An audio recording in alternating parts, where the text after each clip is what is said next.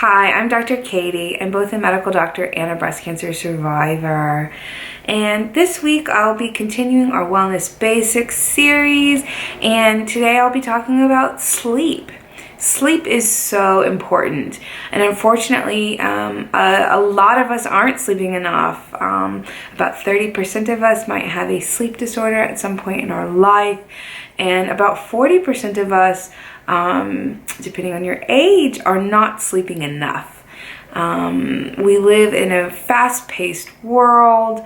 I know that at times I have poor sleep hygiene. So what is sleep hygiene? These are the habits that you have surrounding going to bed, staying in bed, the rituals you have for falling asleep. And most people's sleep issues can be attributed to poor sleep hygiene. Why is having good sleep hygiene and good sleep important? Well, you're more likely to be obese or overweight if you aren't sleeping enough. You're also, it can lead to dying prematurely. So it's really, really important.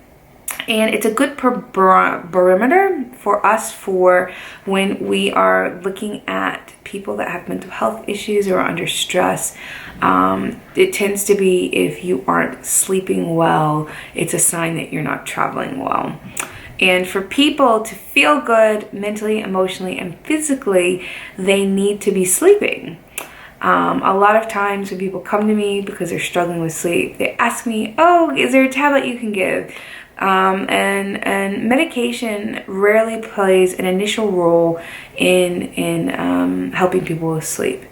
If you're someone that has an underlying medical cause that needs to be treated with medication, certainly that plays a role. But for most people, fixing your sleep hygiene can solve your sleep problems. So as an adult, you really need to be sleeping between 7 and 9 hours. And that's uninterrupted sleep. And people can have difficulty falling asleep. People can wake up for various reasons. If you have an underlying reason that you're not sleeping, I can't stress enough to make sure you get help with that, whether it's waking up short of breath because of a medical condition, whether it's something like hyperthyroidism, whether it's something like mental health conditions like post-traumatic stress disorder, where you might wake up from nightmares, or it is worrying thoughts that are keeping you awake at night. These things need to be treated. And certainly good sleep hygiene can help, but getting at the root cause of things is even more important. So I've talked a lot about sleep hygiene. What is it? The rituals that you have before you go to bed are really important. There's certain things that you can do throughout your day that can disrupt your sleep. For example, your caffeine intake. How much coffee are you getting? Whether you have sugar before bed, eating right before bed, full stop. Eating lots of food right before bed can be an issue, particularly if you have issues with acid reflux and you find that when you lie flat after eating a big, full, maybe spicy meal, maybe chocolatey meal, you get that heartburn. So, avoiding eating right before bed is important. There is some evidence that shows that looking at screens, particularly phones, video games, those sorts of things, right before bed can be bad. So avoiding screen, maybe if you have a time to be focusing on a digital detox, it can be right before bed. I have a horrible habit of actually getting into bed with my iPhone and looking on my iPhone. It's usually mindless, maybe mindlessly double checking emails, mindlessly looking on social media. Doesn't need to happen. And the screen, the impact of it on the screen and its effects on your brain can actually impact your ability to fall asleep. Now, exercise is really great before you go to bed. It can help you sleep. If part of why you are having trouble sleeping is worrying thoughts, Things like meditation can help. In fact, mindfulness meditation has been found to be effective to treat insomnia. So feel free to check it out. I have got a meditation course and a free guided meditation on my podcast. Check out my website, drkatie.me, for more information to use mindfulness to help you sleep.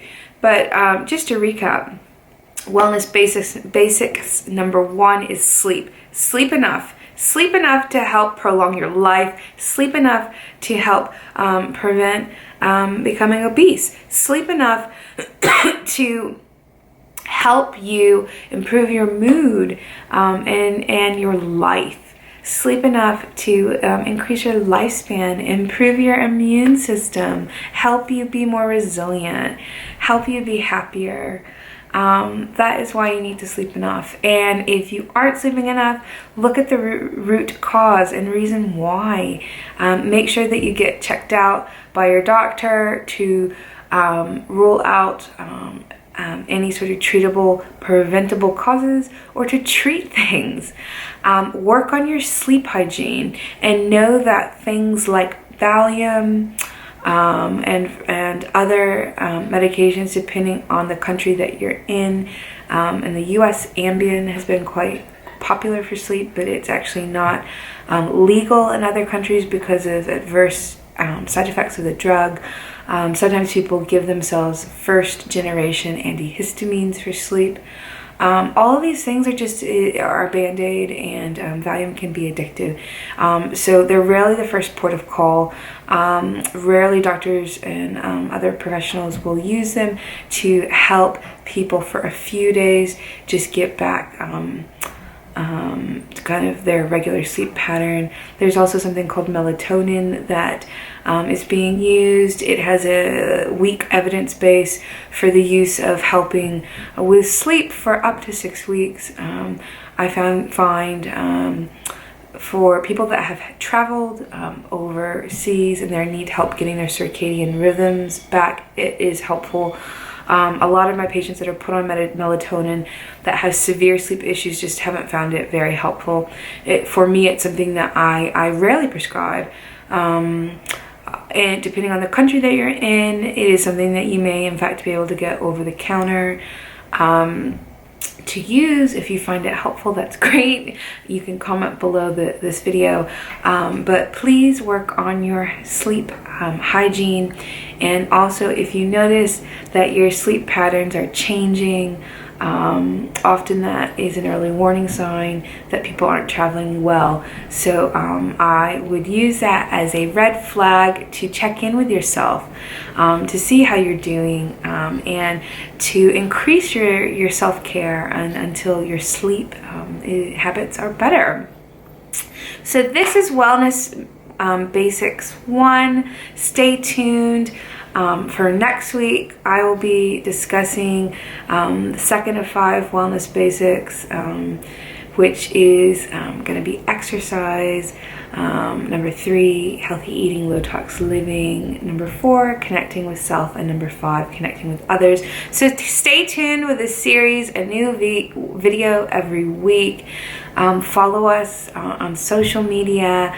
Feel free to comment and reach out. I hope you are living your best life. I hope that wherever you are located, you have access to holistic healthcare and that you're engaging in lifestyle medicine to help you do whatever it is that you find makes you happy and well. And make sure that you have a good understanding in your mind about what wellness means to you. And that you can use these Wellness Basics series as general principles to help you on your wellness goal or towards wellness goals and on your wellness journey according to how you define health and wellness. Thank you very much.